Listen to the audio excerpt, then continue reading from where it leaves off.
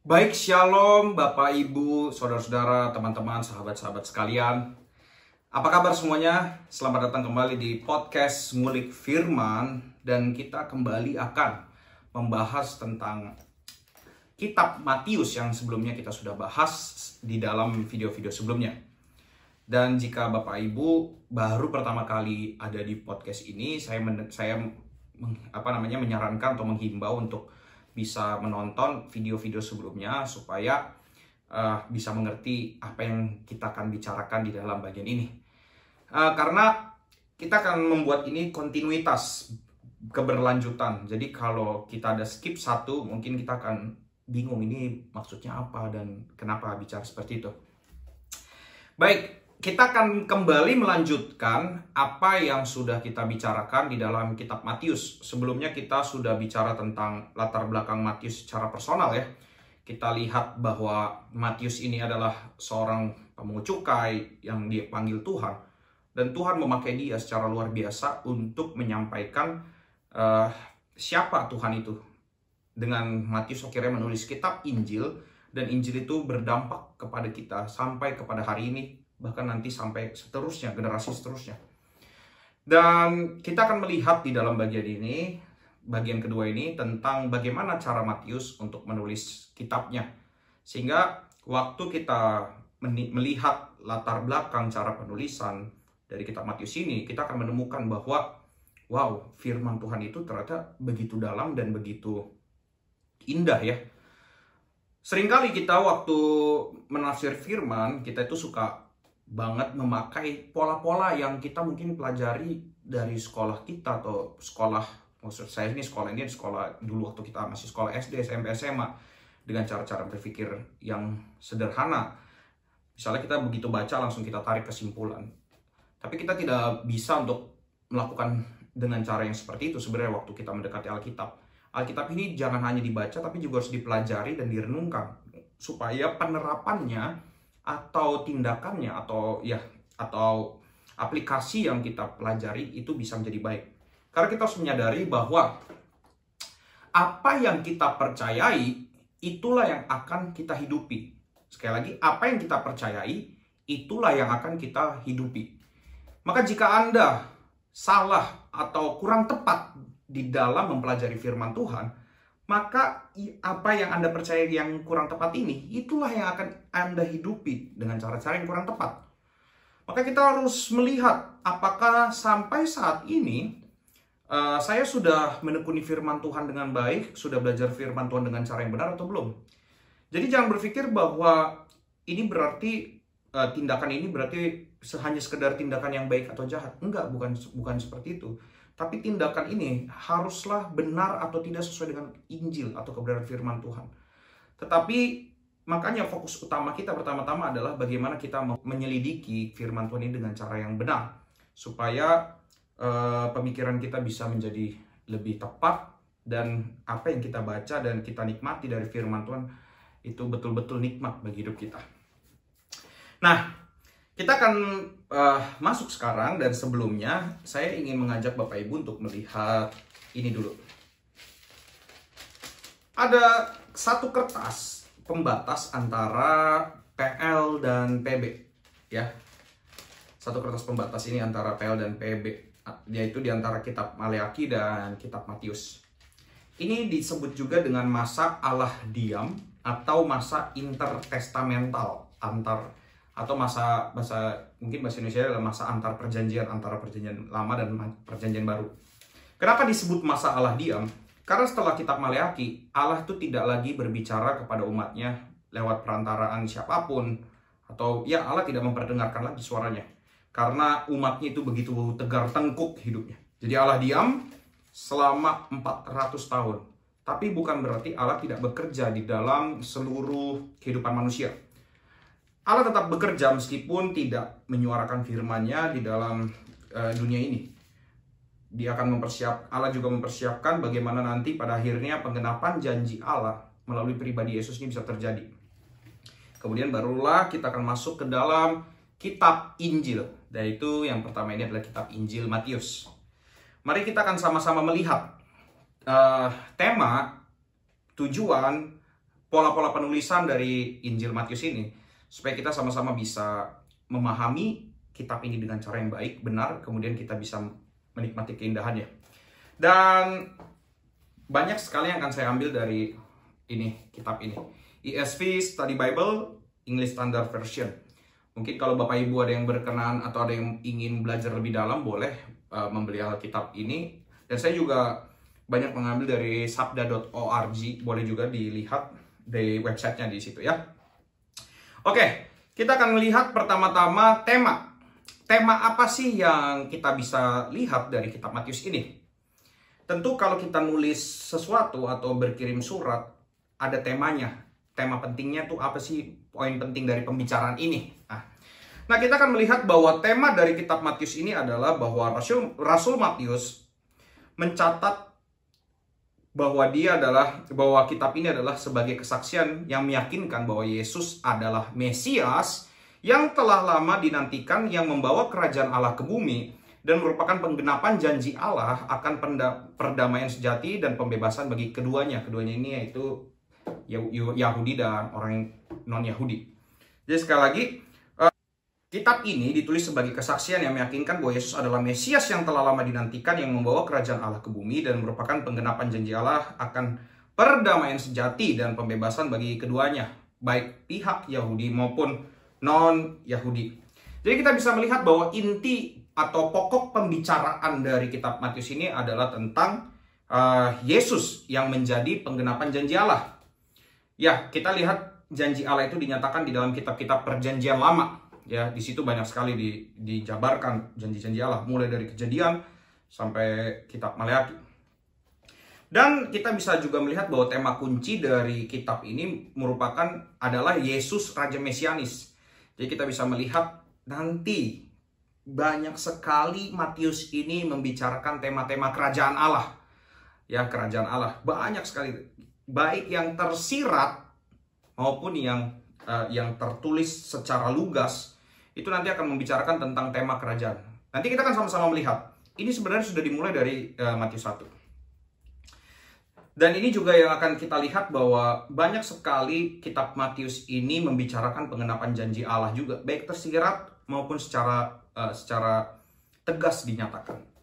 Nanti juga akan kita lihat ya di depan. Kemudian kita harus melihat sasaran penulisan kitab ini ditujukan pertama-tama untuk orang Yahudi. Jadi kitab ini pertama-tama ditujukan, atau penulisannya ini ditujukan pertama untuk orang Yahudi.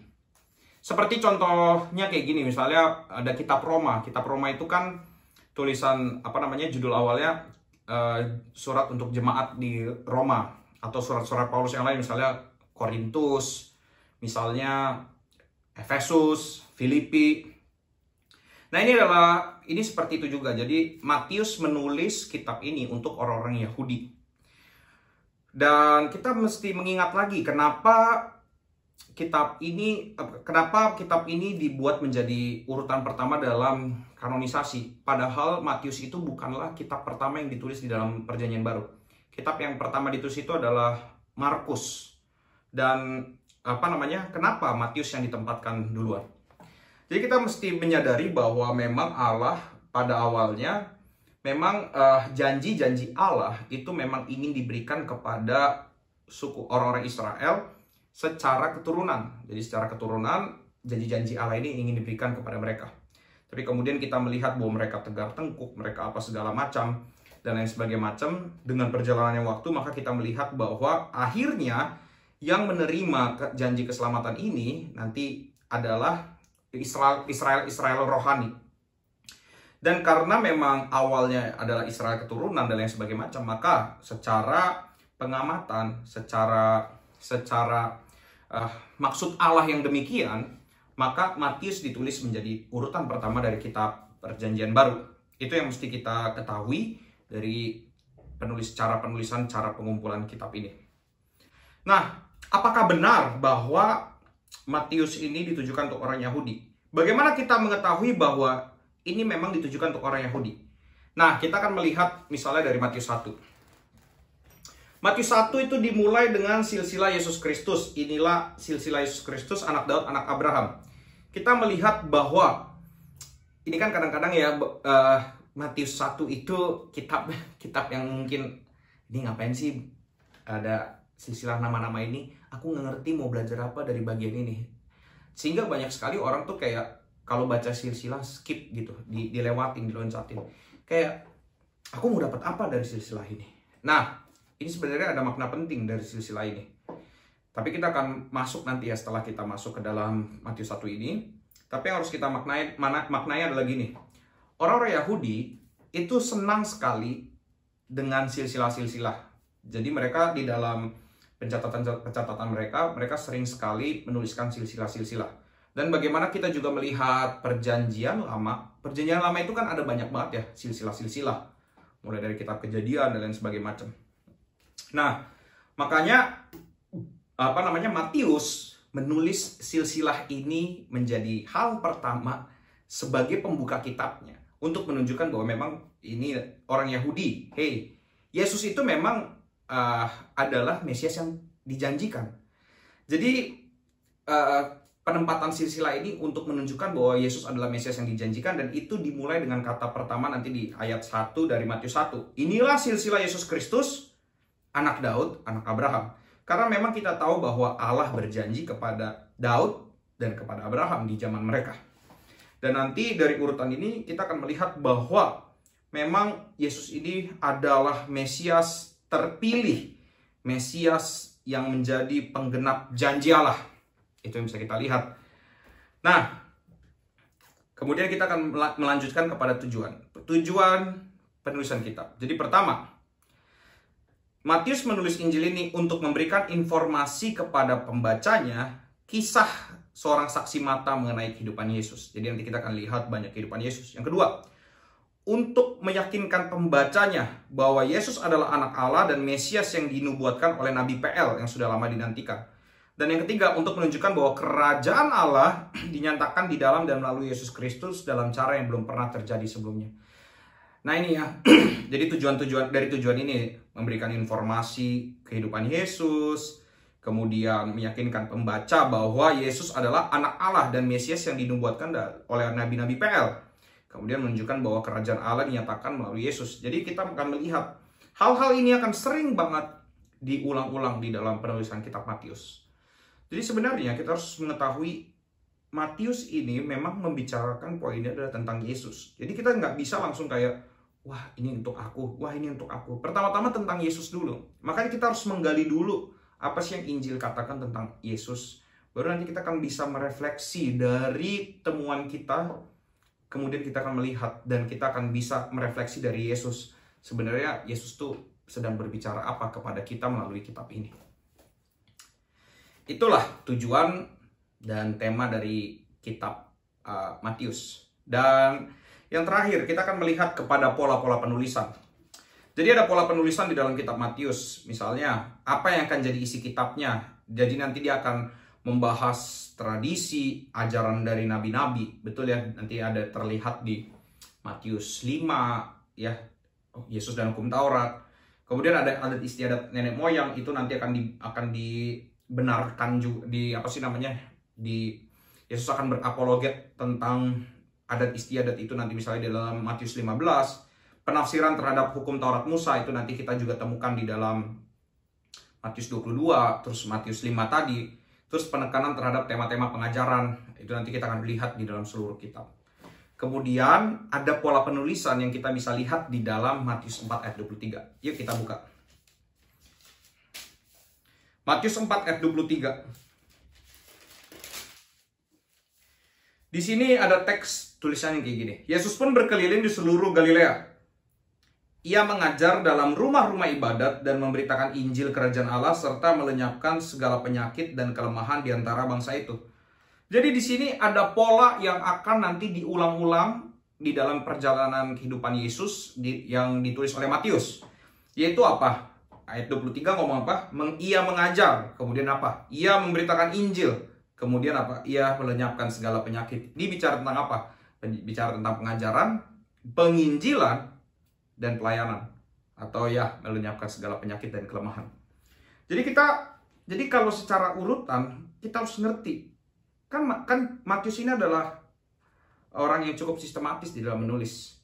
Dan tentu urutan ini adalah urutan yang seharusnya dilakukan dan kita temukan juga, bahkan diajarkan juga di dalam gereja.